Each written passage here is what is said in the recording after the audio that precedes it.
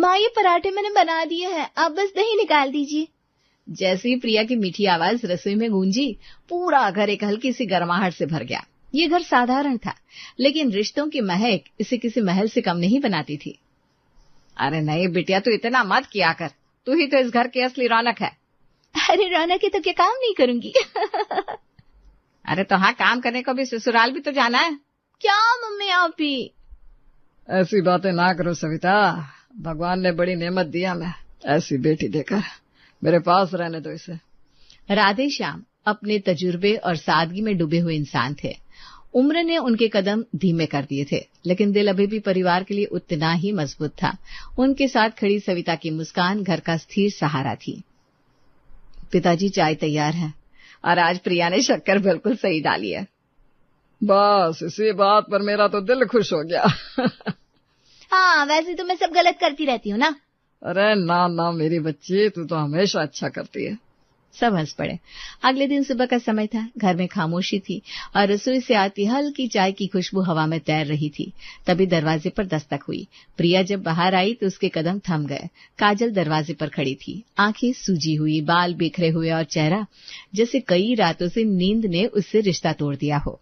काजल, ये क्या हाल बना रखा है, अंदर आ।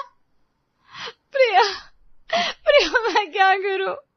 अरे बैठ तो पहले, ये रोना क्यों, क्या हुआ? काजल का पूरा शरीर कांप रहा था। उसने प्रिया का हाथ ऐसे पकड़ा जैसे कोई डूबता इंसान आखिरी सांस में तिनका पकड़ता है। वो कुछ पल तक चुप रही, सांसें लड़खड़ा रही, शब्द गले में अटके हुए थे। मुझे कुछ पैसों की जरूरत है, बहुत जरूरत है, मैं नहीं जानती कहाँ से लाऊं। बस तो ये बात सोचकर रो रही है? तो मेरी दोस्त है काजल, बता कितने चाहिए? प्रिया ने बिना झिझक अपना पर्स खोला। उसे लगा जितना भी चाहिए होगा दे देगी, लेकिन पर्स में कुछ सिक्कों और 2 पुरानी नोटों के अलावा कुछ नहीं था। उसके चेहरे की मुस्कान पल भर को थमी, फिर वो तुरंत संभल गई। रुक, मैं पापा से पूछती हूँ, तू चिंता मत कर। नहीं, अगर उन्होंने ना कह दिया तो? मेरे पापा मेरी बात कभी नहीं टालते, तो बैठ यहाँ। प्रिया कमरे से निकलकर दालान में आई, जहाँ राधे श्याम अखबार पलट रहे थे। जैसे ही प्रिया उनके सामने खड़ी हुई, उन्होंने अखबार नीचे कर दिया। क्या बात है बेटा, चेहरा कुछ गमगीन लग रहा है। पापा काजल आई है, उसे कुछ पैसों की जरूरत है, बहुत जरूरत है। राधे श्याम की भौहें सिकुड़ी। वो अब एकदम गंभीर थे। उठकर धीरे कदमों से प्रिया के पास आए। बेटिया, हर किसी पर भरोसा नहीं किया जाता, क्या पता वो तुझे बहका रही हो। पापा काजल ऐसी नहीं है, वो मेरी सच्ची दोस्त है। अगर वो कह रही है उसे जरूरत है तो सचमुच होगी। ये सुनकर राधे श्याम ने उसकी बात मान ली। कितना चाहिए उसे? कुछ ज्यादा, पर मैं वादा करती हूँ पापा, वो लौटा देगी। ठीक है, ले जाओ पैसे, लेकिन संभल कर, धोखा न खाना बस। प्रिया खुशी से खिल उठी। उसने पैसे अपनी मुट्ठी में दबाए और काजल के पास दौड़ गई। इतनी जल्दी? प्रिया, तुझे पता नहीं तूने मेरी कितनी बड़ी मदद की है। बस अब रोना बंद, सब ठीक हो जाएगा। दूसरी तरफ राधेश्याम थोड़ा चिंतित थे। उन्हें डर था कहीं उनकी बेटी अपने अच्छेपन के चक्कर में चोट न खा बैठे। भगवान, मेरी बेटी का भरोसा कभी टूटने ना देना। उधर मोहल्ले की गली के एक कोने में 2 लड़के बैठकर हंसी मजाक में डूबे हुए थे। राज और करण दोनों प्रिया और काजल के क्लासमेट थे, और दोनों सिर फोड़ने वाली शरारतों के उस्ताद, और दोनों के सपने ऊंचे लेकिन जेबें खाली। भाई गोवा का प्लान पक्का है, पर कैसे? पैसे कहाँ से आएंगे? पैसा नहीं, मेरे घर की इजाजत सबसे बड़ा मुद्दा है। पापा तो मुझे मोहल्ले की दुकान तक बिना पूछे जाने नहीं देते। गोवा तो भूल ही जा। तो चुपचाप निकल चल, वैसे भी कौन सा तू रोज शरीफी की मिसाल बनकर जीता है। राज ने एक लंबी सांस ली। उसकी आंखों में बेबसी थी। गोवा का सपना उसकी आंखों में चमक रहा था, लेकिन इस सपने को पूरा कैसे किया जाए, ये दिक्कत थी। यार, पैसे लेने जाऊंगा तो इजाजत भी लेनी पड़ेगी, और पापा की इजाजत लूंगा तो ना पक्की। क्या करूं यार? तभी उनके पास काजल आ पहुंची और बोली, अरे तुम लोग पता है, प्रिया ने मेरी बड़ी मदद किया। वो सच में हीरा है। मैं इतनी परेशान थी और उसने एक पल नहीं लगाया। कैसी मदद? अरे फाइनेंशियल मदद, और कैसी, बहुत हेल्पफुल नेचर की है। अच्छा, प्रिया ने पैसे दिए? काजल को अंदाजा नहीं था कि उसकी बात किसका काया पलट करने वाली है।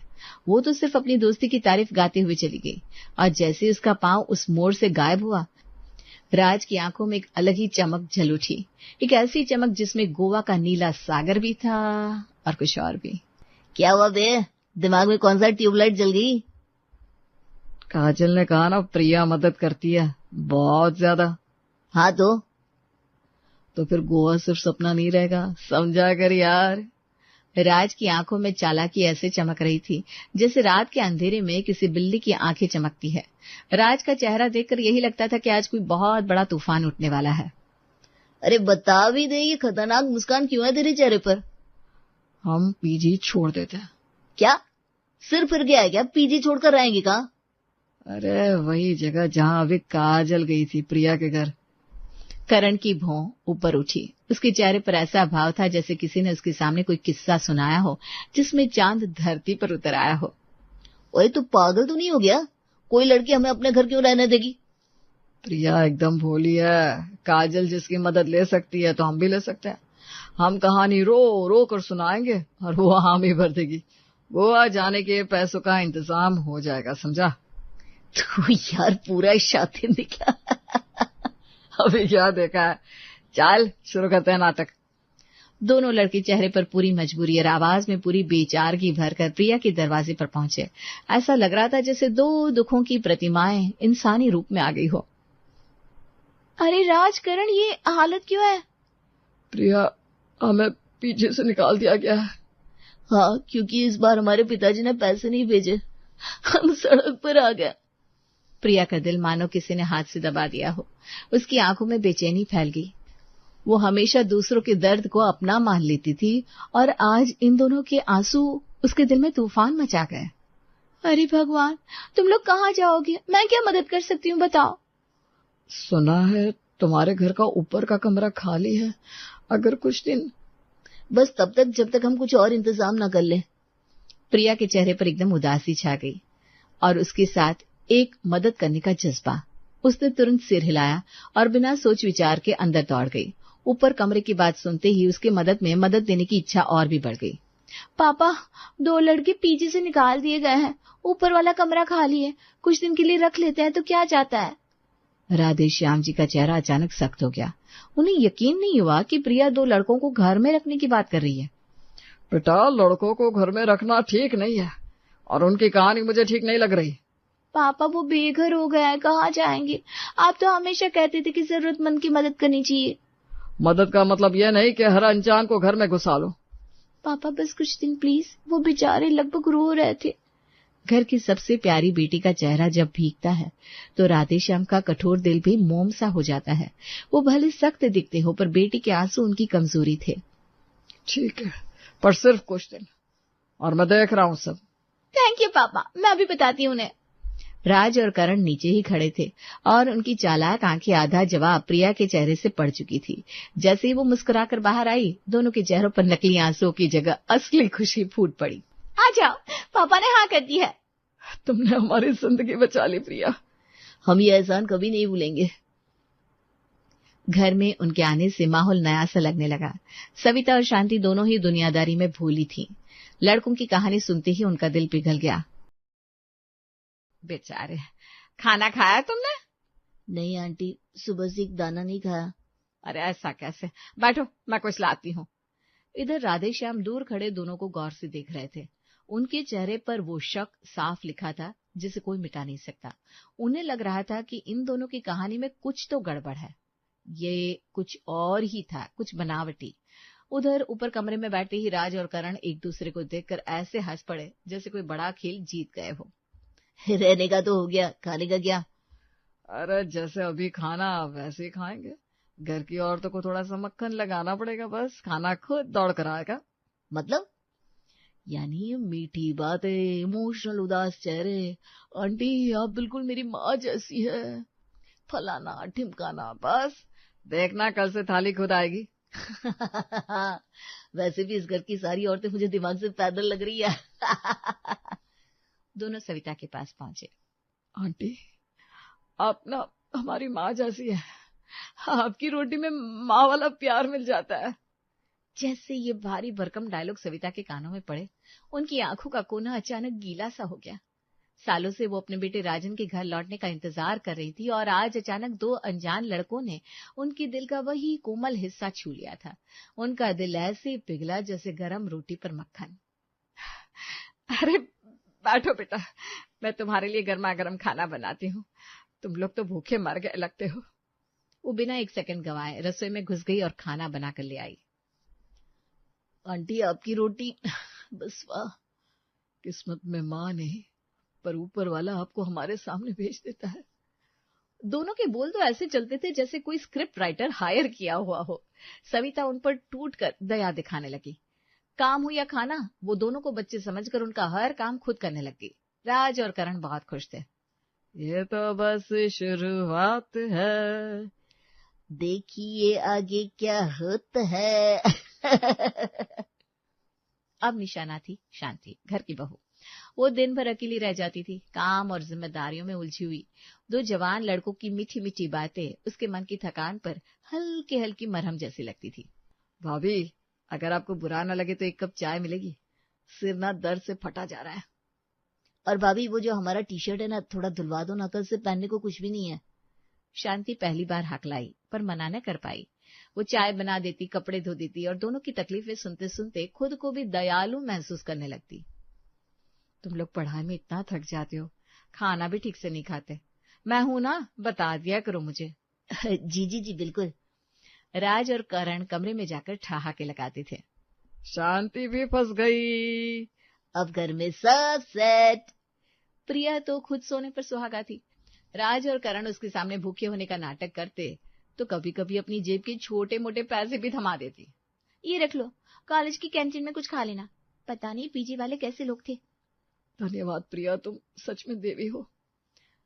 कुछ दिनों बाद राज और करण ने नया तांडव सोचा। उन्हें घर में पार्टी करनी थी पर उन्होंने प्रिया से कहा, प्रिया हम कल अपनी ग्रुप स्टडी में बच्चों को बुला रहे हैं, थोड़ी पढ़ाई थोड़ी डिबेट करेंगे।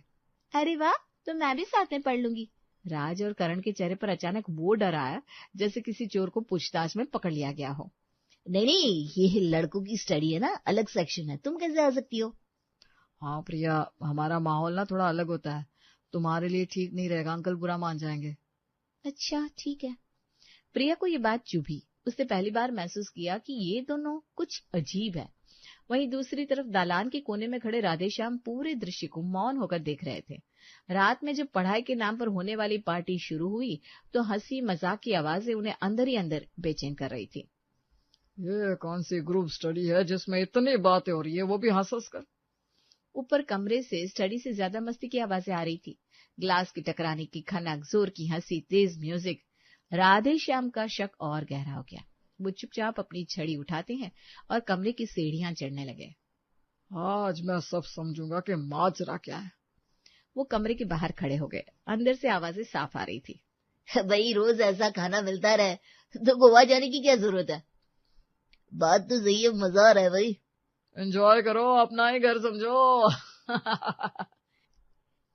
तेरी मेरी मेरी तेरी प्रेम कहानी है मुश्किल, दो लफ्जों में ये बयां ना हो पाए। राधेश्याम के पैरों तले जमीन खिसक गई। उनकी आंखों में गुस्सा नहीं, आग थी। वो दीवार से टिक कर खड़े हो गए। तो ये है असली चेहरा, मेरी बेटी को बेवकूफ बना रहा है। यहाँ तो मजे चल रहे हैं पढ़ाई के नाम पर। तभी अचानक राज बाहर आया। वो राधेश्याम को देखकर ठिठक गया, लेकिन फिर बोला, अरे अंकल आप कुछ चाहिए? तुम लोग पढ़ाई कर रहे हो या मजे? पढ़ाई से ब्रेक लिया है 15 मिनट का, बस यूं ही बातें कर रहे थे। क्यों? कुछ नहीं, जरा धीरे बात करो, नीचे तक आवाज आ रही है। राज को लगा उससे राधेश्याम को उल्लू बना दिया, लेकिन उनके मन में शक बैठ चुका था। वो अगले कुछ दिनों तक दोनों लड़कों के हर कदम, हर झूठ, हर नाटक, सब पर पैनी नजर रखने लगे। एक दिन उन्होंने डायरेक्ट पूछा, राज, करण, एक बात साफ साफ पूछूं, तुम लोग सच में यहाँ क्या कर रहे हो? अंकल हाँ, आप गलत समझ रहे हैं, हम तो बस पढ़ाई कर रहे हैं। हाँ अंकल, आपके घर का माहौल इतना अच्छा है कि हमें यहाँ शांति मिलती है। पीजी में तो रोज झगड़े होते थे। दोनों की बातें इतनी चिकनी थी कि एक पल को लगता था जैसे वो सच में बेगुनाह है। राधेश्याम ने गहरी सांस ली। उनके चेहरे पर गुस्सा नहीं बल्कि उलझन थी। तुम्हारी बातें मुझे समझ में नहीं आती बेटा। कुछ है जो तुम छिपा रहे हो। राज और करण तुरंत पैंतरा बदलते हैं, एकदम रोने जैसा चेहरा और थोड़ी सी कंपकपी, पूरा इमोशनल ड्रामा चालू। अंकल, हम आपके जैसे लोगों की इज्जत करते हैं, आप हम पर शक कर रहे हैं, दिल टूट गया हमारा। अंकल, दुनिया बदल रही है पर भरोसा नहीं, हम पर शक। धीरे धीरे उनके शब्द दीवारों की तरह राधे श्याम के मन को घेरने लगे। वो जिस सच को जान रहे थे उसे ये दोनों लड़के झूठ की परतों से ढकने की कोशिश कर रहे थे। उधर प्रिया को जब ये बात बताई गई तो उसने उल्टा अपने पापा पर ही उंगली उठा दी। पापा, आपको हर किसी में शक क्यों दिखता है? ये दोनों बहुत अच्छे लड़के हैं, पढ़ाई करते हैं, आपकी सोच गलत है। तो अब मैं गलत हो गया बेटा? हाँ, कभी कभी ना आप जल्दी फैसला कर लेते हो। राधे श्याम की रीढ़ में एक ठंडी सी रन सी दौड़ गई। बेटी की आंखों में विश्वास नहीं बल्कि जिद थी, जो सच्चाई को देखना ही नहीं चाहती थी। लेकिन वो कहते हैं ना, झूठ की उम्र लंबी नहीं होती।